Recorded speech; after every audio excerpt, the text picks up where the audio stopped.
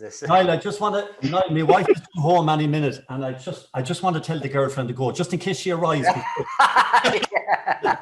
Holy ghost! What's going on? No, you haven't started to record yet. Not yet.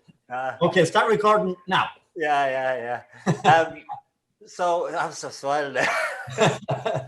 Okay. Hi, I'm Niall from the ECAI. Today we're talking to Martin Cowen and James Gleeson about Martin's experience getting into e-commerce. Martin set up the website netcrisp.com and he's gone from zero to hero. So James is Martin's digital marketing partner, and we're just going to talk about their experience. So hi guys, how you doing? Good, Niall. Doing good. So Martin, tell us about how you got into e-commerce, why you got into e-commerce, and what were the difficulties you had at the start? Well, Niall, I'd say back in back in the beginning of April, when the first lockdown happened, I just noticed a huge drop off in my business because I did a lot of bars. I had a lot of bars around Dublin and around the Midlands, and the bottom fell out of it. I dropped around 60%, and it was a huge shock because I've been working for myself at this for the last 30 years, and it's been really good and really solid. And just one swoop, I never thought that I always thought that I'd get a few more years out of it, or it would gradually peter out probably eventually, but it happened so quickly and out of nothing that I did wrong or anything. And it just sort of, it was just a bit of a shock when it happened. And I was thinking then, well, what am I going to do? I have to stick at something similar to what I'm doing in sales or something. And then I thought that maybe I could try and, it's funny, even my wife said, I often thought of trying to do something different, but when you're in a routine and, you're doing, you're still making reasonably good money, and you sort of get into a routine, and I'm 55 now, and you think, oh yeah, this is grand.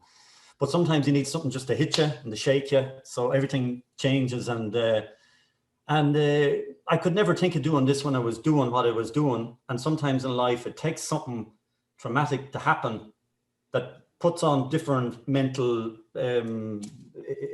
thoughts and ideas into your head. So like when things are going around normally, you'd never think of it, but it's when something happens, then you do. And then I just thought of it. Then I said, well, I just maybe try and sell the stuff online and see would there be a market for that. And then I rang a few people. I really didn't know where to go or where to ask, and I hadn't a clue. And I rang a few younger guys that I thought had known. A few of them mentioned a few things, and then they're on about different platforms like eBay. And then another young guy, a friend of my son that's in America, and he said Shopify are good, and they're linked with Facebook, and like everything was so alien. It was like discovering the Americas. Like, you're landing there and you're seeing, everything was so alien to me. And I remember being frustrated up in the room doing it, thinking, Jesus, I had it in my head what I wanted to do, but I physically just couldn't do it. I just really didn't know how to do it. So then I went on to the Shopify thing, signed up on that. And then with my my girlfriend's partner, we tried to dabble, and we were trying different things. And it was quite frustrating, especially when I had it in my head of what I wanted. And I just I hadn't the ability to do it, but anyway, we got the website, we lashed out at that, and then we put an ad on it on Facebook, and then it went around, and then I got a phone call then from James then, who saw the ad, and he was blown away how good it was. No. Probably blown away how bad it was. So James rang me then, and and that it sort of all changed then, because he saw what I was doing. And what I liked about James was that he never once said that, oh no, look at it. And to be honest with you, it wasn't great. Like, and he could have said it's crap, but he didn't. He said, look at, you're trying, and it, you're doing, it's not bad and that, but look at, would you be willing to let us have a go at it and see what we could do? So James did that, and then it all sort of changed then after that, because he brought that professionalism and he brought the know-how. Like, he knew what he was doing. And I'd be the first to admit in life that I wouldn't be the type to think I knew what I was doing when I didn't, and I didn't know what I was doing. So then James took over, and he did all the website stuff, and then a huge end of it that you know, like it's not just, which I think a lot of people, it's a huge, I was chatting to James about that before, a problem with people is to think you just take up a website and then that's it. But that's the easy bit, you put it up. But the whole thing is, as James knows better than anyone, it's the targeting, the ad, they know the people to go after and your pixels and all this stuff that I wouldn't, but you need to get that. And a lot of people, I find, probably especially my generation, they don't know that. They think, oh, you're spending money on ads, but you have it up on the internet, but they don't realize you've got to get people to know you're there. And then that comes, but then I did find a little niche. My personality is messing with the guitar and doing ad lib things. And I said, look, I do a video on the store, and that took off really well. We got a lot of traction on that. And then we latest Santi one that's going up now again. So we're hoping that could be #1 for Christmas, James. That's the idea anyway. We're so impressed with you because it's bang on what you should do. You know, ask your peers, seek advice, you know, professionals' advice that have been there as well before, but also people that have done it, you know. A lot. The great thing about this video and what we're trying to do is like show people it's possible. So you're a prime example. Dip your toe in, have a go. Yes, you see what you're good at, what you're lacking. Find some help what you're lacking, and you know it's turned around. So, like James, you know what did you do? What exactly are the steps you took, and you know what did you? How did it work out? I originally saw Martin's ad through my friends at work. They shared his post, and I reached out to him because I seen his website wasn't the best. You know, I had a bit of a background in web design. So we started from there. We rebuilt the website. We got it listed on Google. But then I was working closely with Martin on social media, you know, to try and grow his presence and really nail down who he's kind of targeted towards. And I think that was a big part of his success in a way, you know. Well, I have to say, we actually found you through recommendation, because it's very rare that somebody, Martin gave such a glowing representation of you. I rang you straight away, and you know, it's a credit to you. So that's just shows you the power of recommendations and peer-to-peer. So what advice would you give, James, to people starting out, and you know, some things that they may do themselves to get started and test the waters? I would tell everyone you know that what you're doing online, and really personify your brand as well, because naturally people will buy from people, and I think that's really where Martin kind of stands out in a way, because his personality is really personified through his brand, you know. So that would be a bit of advice I give people, you know. Yeah, well, that's good. And so, Martin, you know, you used to sell to bars, shops, and shops. I still, I'm still doing, I'm probably the best of both worlds. I have the online, and then I'm still on the road, because I still love going out. And at the end of the day, I'm a people person. I just love being, you know, engaging with people and chatting with people and that sort of a thing. But I think, what James is spot on. I think that is putting and I probably did it unknowns to myself, bringing my personality with the image of me in the van. And I have my little son, I have 5 kids, and my youngest is David, he's 15. And he just thinks it's hilarious. Like, he just laughs at it, and he sees me in the van, and he just thinks it's so funny. And I think it's, if you can, you know, to put your personality on it, because I'll always remember what James said. And it really just, it was like, nobody knows you're a nice guy, or nobody knows you're a sound guy on the internet. You could be anybody. So it's up to you to try and bring that across. If you know, the best way. It builds trust, like people are going to, and also, you know, peer-to-peer recommendation. Oh yeah. Recommendations for your friends. Sure, that's where Facebook came from. So, you know, you're dead right to tell us a bit about your videos and your singing videos, and how much reach have you got with them? Oh, well, James has, the first one, how many views did that one get? I think we're up to around 300,000 views. Wow. It's pretty impressive, all right. that was just me in the shed doing a little, I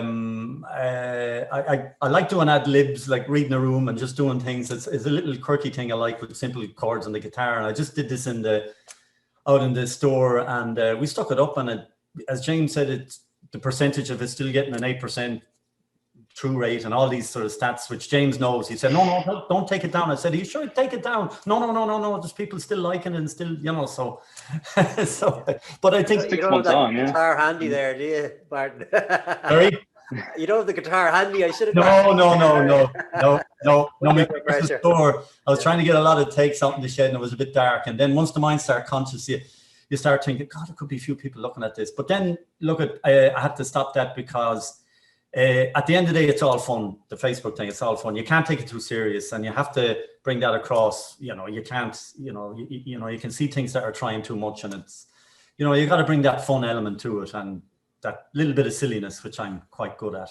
Yeah. No, look, I can't say enough. That is exactly what we're trying to say to people. That, you know, those kind of personalities, those kind of things that made your business work. If you have a physical business, bring them online. Try and get it in any way possible on your social media through your Facebook, Instagram, and even Niall as well. I was just thinking, I found at the beginning as well, like there's a real learning curve. Like it's just, you really adapt and you learn, and because it was so new for me. Like even at doing up your store and putting in a proper computer and you can see, and just doing little things. Like before, I was at a little table trying to get the packages up, and, you know, like sellotaping the table and then lifting it up on the table is sellotaped and all this sort of crack, and then getting a bigger table and just doing it right, and but it all just flows. But then another thing what would happen was with me is that you know, you might be concentrating enough with orders and you might send out something around the summer. But I found you know, I people are very nice to say, I got this. I said, no, hold it, I send you right. Are you sure? So I found, like, with the customer was always right.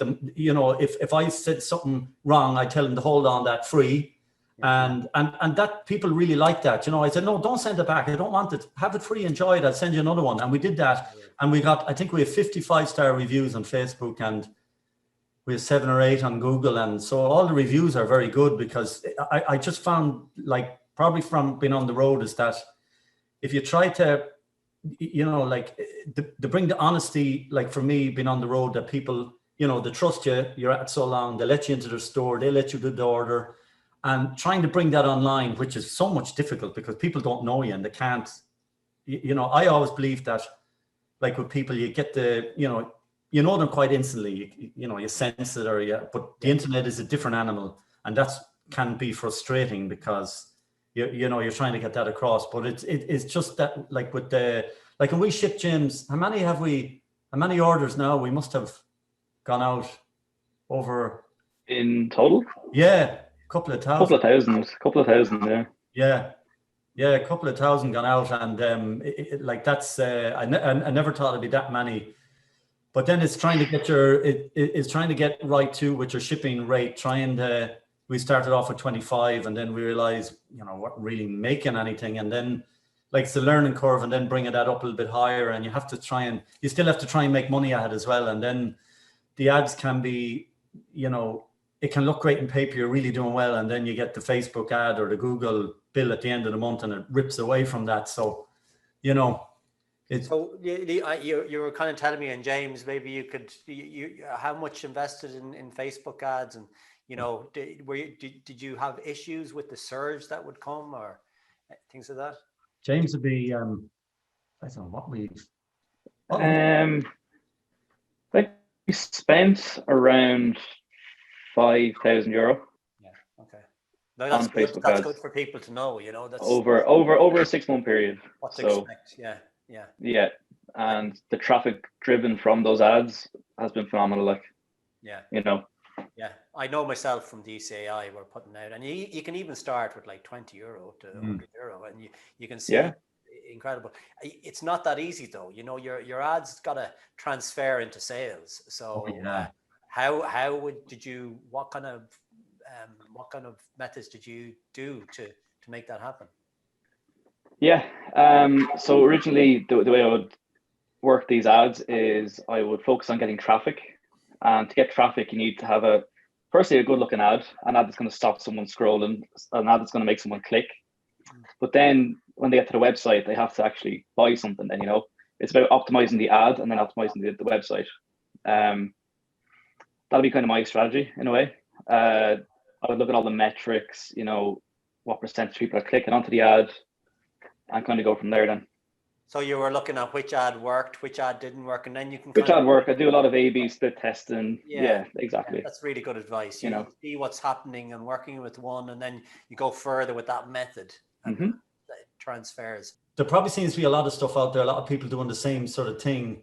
And it's probably, first of all, getting something you think people might like, and then putting your personality on it, and definitely then getting like James there, getting somebody that knows how to build websites and that, because I'd imagine most people haven't a clue. Yeah. You know, and you need that professionalism. You need it to look nice. Yeah. It's James, I'm learning all about these bounce rates and how long people are on sites, and Google's push up, and it's just you know, it's huge. Yeah. Like world. It's a different world, like to comprehend. There's so much into it. It's just not about building a website, stick it up, and hopefully then people will buy. You know, you gotta spend as well. You gotta advertise and get your name out there, and you know, just get a bit of luck as well, and hopefully people will like it and share it, and just get a guitar and start singing in the shed and making a fool of yourself. Well, we're going to share that. You send me on the link and we'll share that. Yeah. It's a real pleasure just to recap on all that. So Martin's website is netcrisp.com and James is Everblue Digital. Really, really inspired by your story. I wish you all the best of luck, and you know, we're here for that support. One last thing, you know, why should everybody be clicking Irish? Keep it at home. It's good for everyone. It keeps us all happy, keeps us all wealthy. It keeps it all at home. Yeah. It just brings all the entrepreneurial spirit that's out there and keeps us all together and working together and helping each other together. And then when we do that, then you know, we're cooperative, stronger together. You heard it here. So click Irish. Thanks, guys. Really appreciate it, and best of luck. Thanks, Niall.